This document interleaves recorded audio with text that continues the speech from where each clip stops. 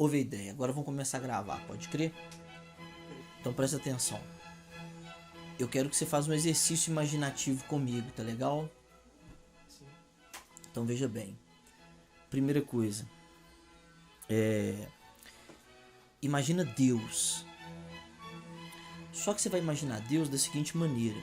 Imagina Deus com todos os seus atributos, que são perfeição, todo poder e livre vontade, né? Deus, ele é perfeito, ele é todo poderoso e ele tem a vontade soberana. Só que agora imagina ele antes de criar tudo, antes dele ter criado qualquer coisa, quando estava só ele. Certo?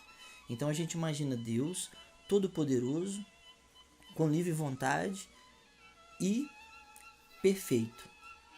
Então, qual foi a primeira coisa que Deus fez?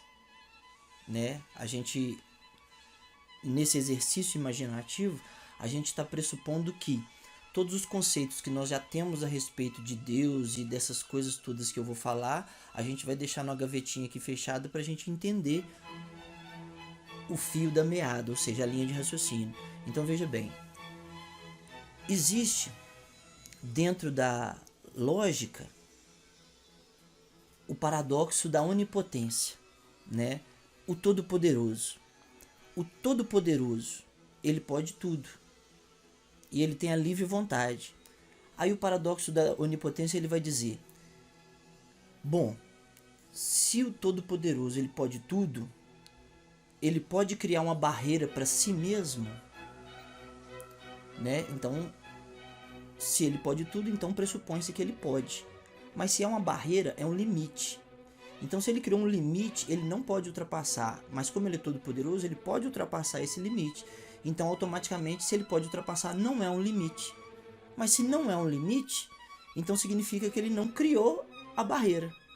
Ou seja, é um paradoxo. O Todo-Poderoso, ele pode criar um limite para si mesmo? E aí, Deus, voltando ao nosso exercício imaginativo, Deus, quando ele estava só ele, antes de começar qualquer criação, antes de fazer qualquer outra coisa, ele estava lá com a sua onipotência. Não vamos dizer ainda da onipresença e da onisciência, porque não tem, né, lugar para estar e nem consciência para tomar, porque só está ele. Então a gente vai dizer a onipotência, a perfeição e a livre vontade. Então, como ele é justo, a primeira coisa que ele fez foi se questionar sobre esse paradoxo, porque se nós que somos aqui ínfimos temos essa noção, obviamente que ele também a tem.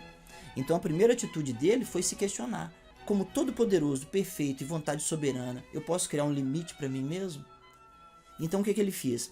Ele pegou a si mesmo, né, com todo o seu poder, com toda a sua perfeição, com toda a sua liberdade, e fez de si mesmo a menor unidade possível para sua onipotência.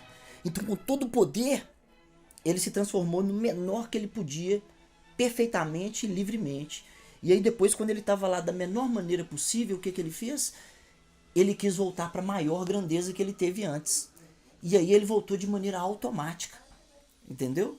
E aí quando ele voltou de maneira automática, o que aconteceu? Ele viu que a grandeza que ele se tornou agora era maior do que aquela que ele foi primeiro, quando ele decidiu se fazer o menor. E aí o que ele fez?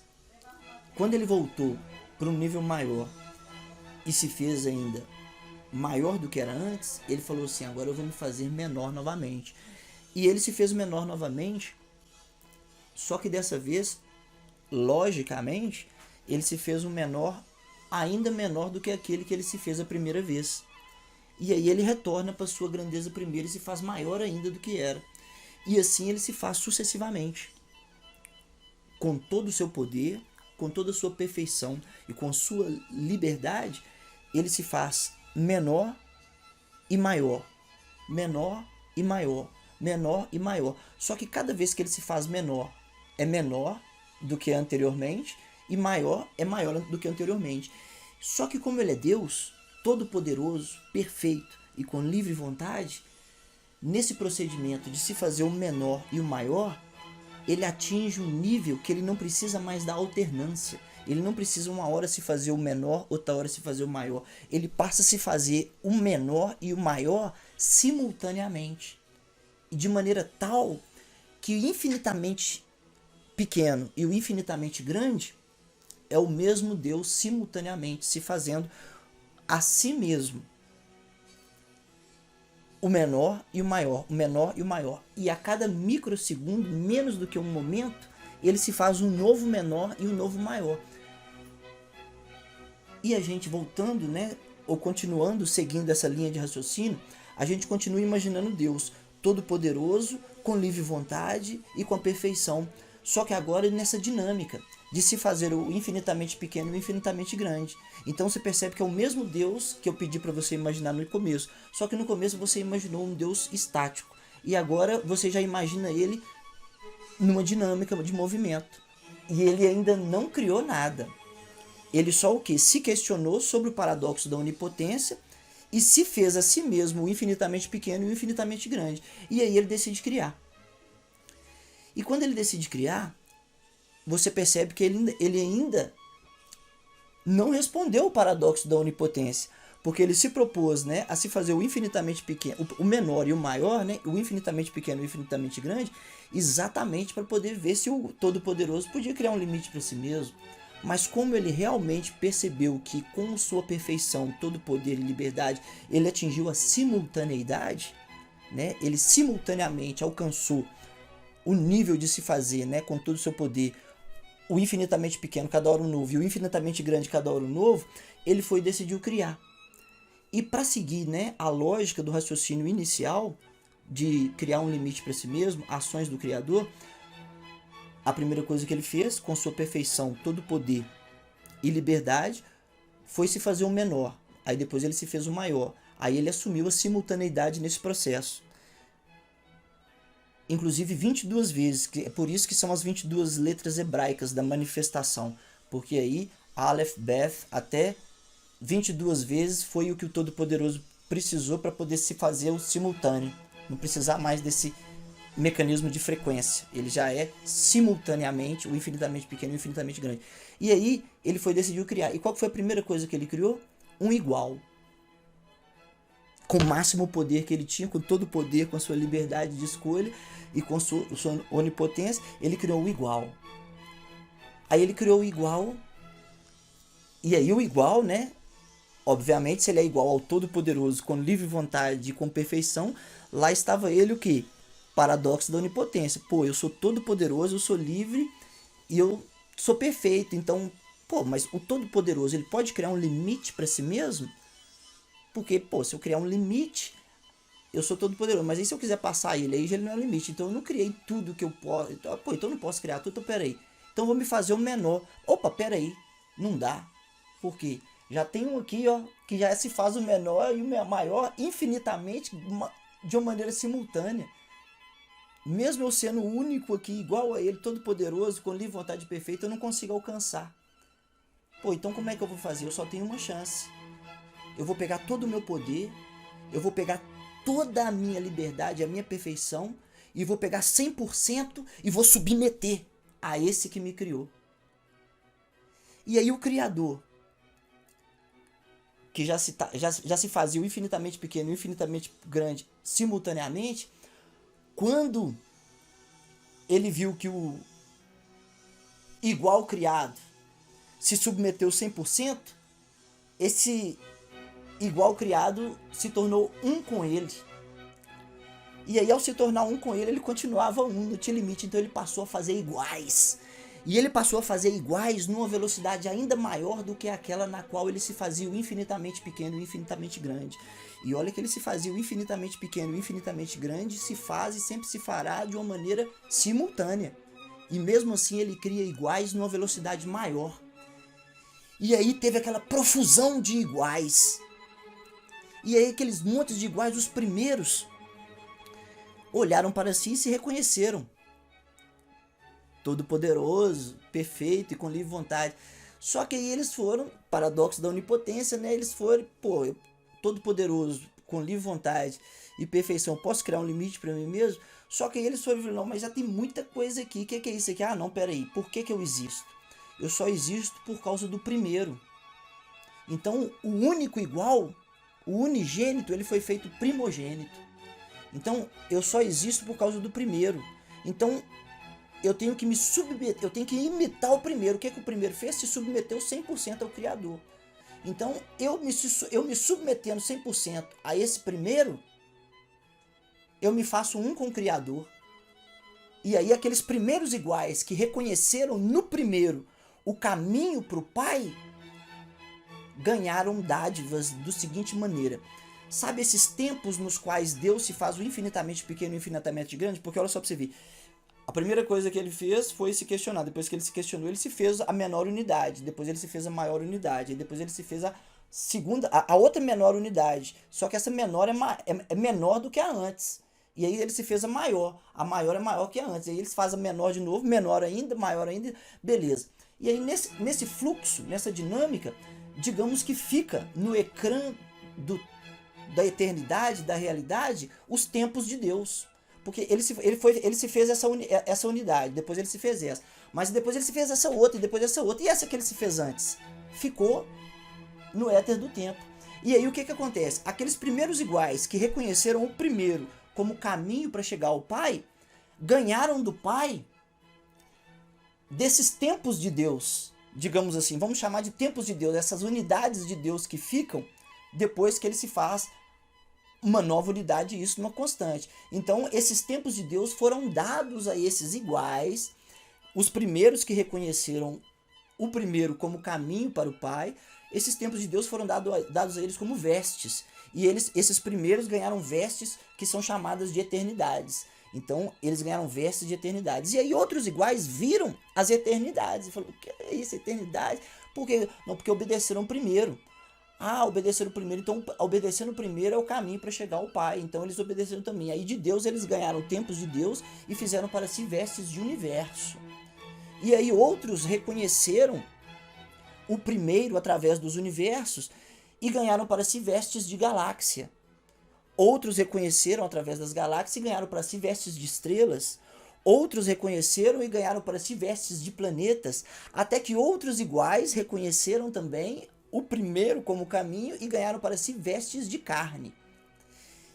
Então, nós temos assim os 7 braços do candelabro do menorá dos judeus, que é o candelabro do sacerdote, que tem o central, né? Esse central é o verbo é o do meio, que é um com Deus, e da direita vem as eternidades, os universos e as galáxias, e da esquerda vem as estrelas, os planetas e as carnes. E assim nós temos a manifestação completa de quê?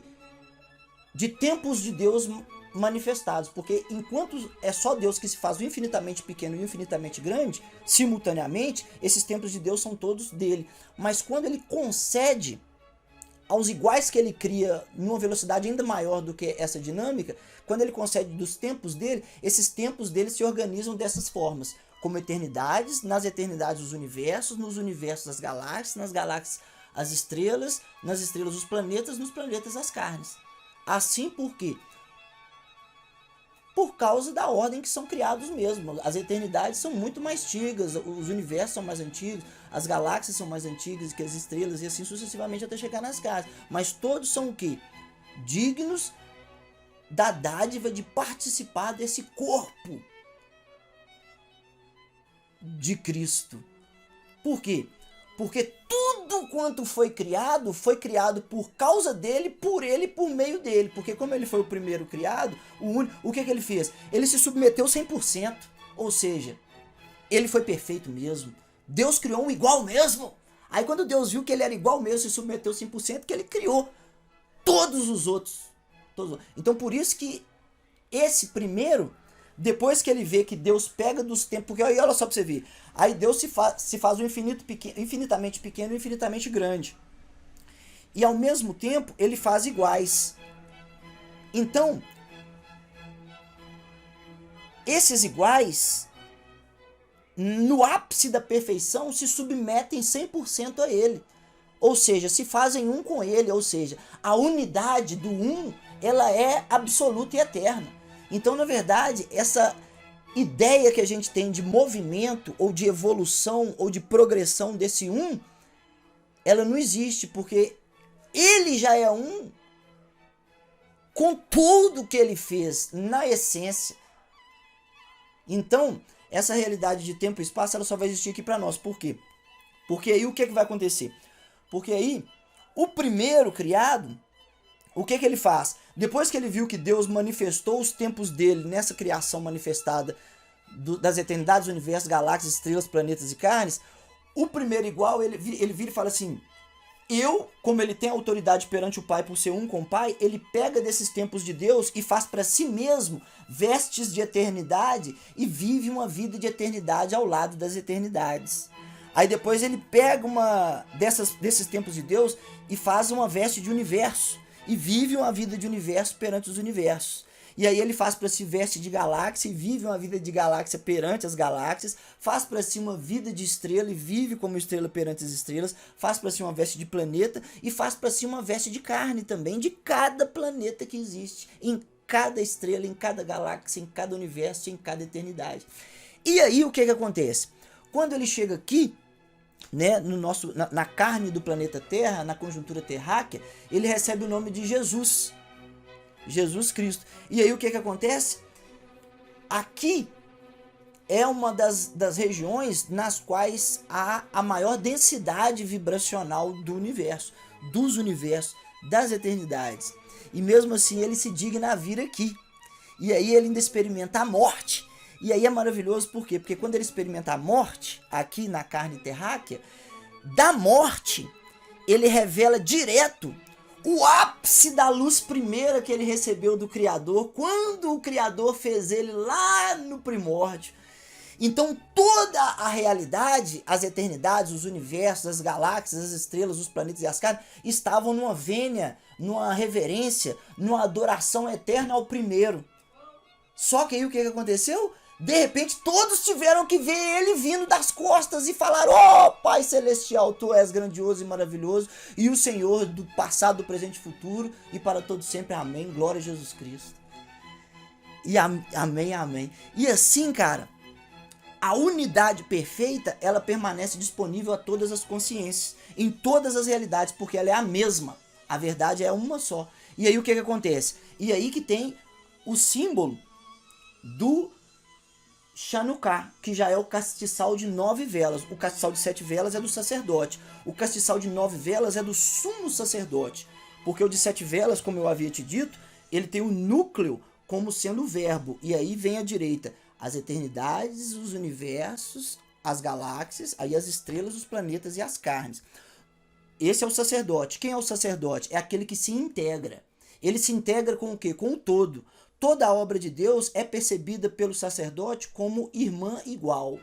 Agora, o sumo sacerdote é aquele que se integra direto com o próprio Pai.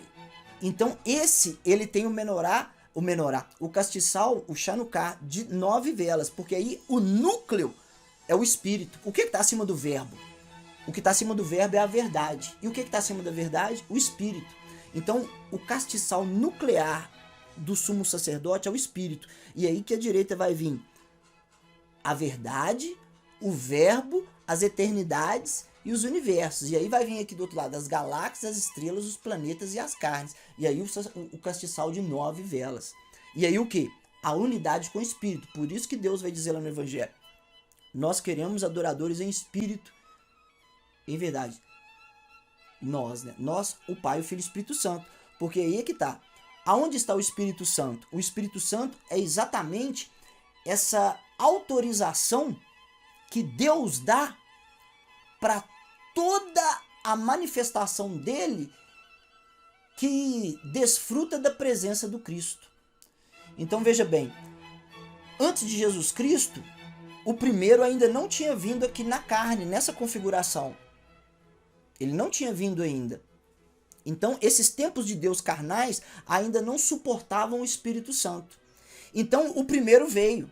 Então, quando o primeiro veio, na carne, como Jesus Cristo, nascido de uma virgem, morto crucificado, sepultado e ressuscitado no terceiro dia, ficou 40 dias aqui com a gente e depois subiu.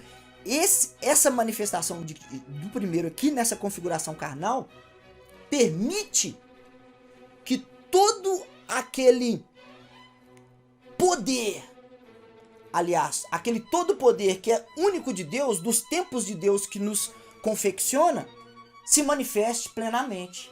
Então o Espírito Santo é Deus, é o Deus manifesto através da aceitação de Jesus Cristo, que é o caminho para o Criador. Então, ninguém vai ao Pai senão pelo Cristo. Exatamente. Exatamente. Então, isso é por quê? Porque aí, olha só para você ver, isso foi ensinado há muito tempo, de várias maneiras. Então agora já é a plenitude dos tempos, aliás, já é desde aquela época, mas agora nós estamos iniciando o quê? Uma nova era astronômica, né? Já é o tempo de fazer essas revelações. Por quê? Porque já é hora das pessoas entenderem que a autoridade que deve ser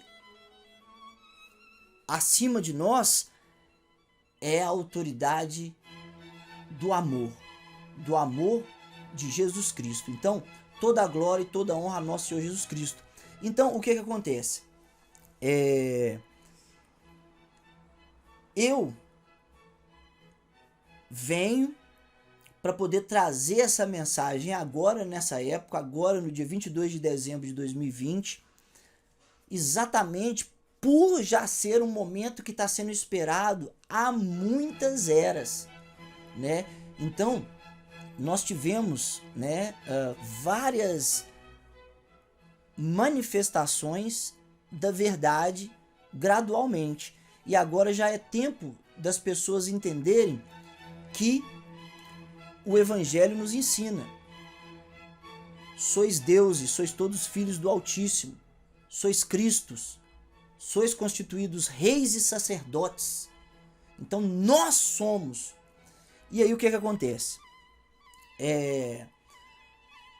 Muito se especula a respeito do 10º avatar de Vishnu, que vem agora na Era de Aquário. A Era de Aquário se iniciando agora, é necessário que se explique que, ainda que Krishna, na Índia, assim como Abraão, quase contemporâneo de Krishna, Moisés, Siddhartha Gautama, na Índia, juntamente na mesma época que Sócrates e Daniel, né? João Batista, enfim, esses todos são avatares. Por quê? Porque realmente existe aqui na Terra a vinda de quê? Dos próprios espíritos que animam o planeta. Então, aqui na Terra veio o espírito do planeta Terra. Quando o espírito do planeta Terra vem aqui na Terra como homem, ele chama-se Melquisedeque. O espírito do Sol também veio com o nome de Siddhartha Gautama. O próprio espírito da galáxia se chama Krishna. Mas é importante entender que, dentro desse raciocínio, não há nenhum paralelo entre a vinda do 10º avatar de Vishnu, Maitreya, também chamado por outros nomes, e a sua ligação direta com Jesus o Cristo, porque Jesus o Cristo, ele é o próprio Deus. O próprio Deus veio como homem, porque como ele criou o homem, ele sabia que era necessário que assim o fosse. Então, esse unigênito que se faz primogênito, esse que é um com Deus desde o princípio, chama-se Jesus Cristo. Então, nessa época agora que se inicia a Era de Aquário, o 10º avatar de Vishnu, ele vem para anunciar a volta do Cristo. Por quê? A Trimurti hindu, na qual nós vemos Brahma, Vishnu e Shiva, ela é uma forma de dizer sobre essa conjuntura da manifestação de todo esse plantel de Elohim. Agora, o Pai Criador, ele se manifesta na pessoa de Jesus Cristo, para nós terráqueos, em todos os tempos. E a segunda vinda de nosso Senhor Jesus Cristo, ela é conforme o Evangelho da Santa Igreja Católica nos ensina, ou seja, ele virá com as nuvens, assim como foi, assim como deixou escrito os seus evangelistas. Então, eu venho nesse dia 22 de dezembro de 2020 deixar claro que é o momento exato de todos saberem que Dom Sebastião, Pacal Votan e Antoco são as mesmas pessoas. Dom Sebastião de Avis, Pacal Votan dos Maias e Antoco do Japão, todos os três que disseram que retornariam, eis que retornam.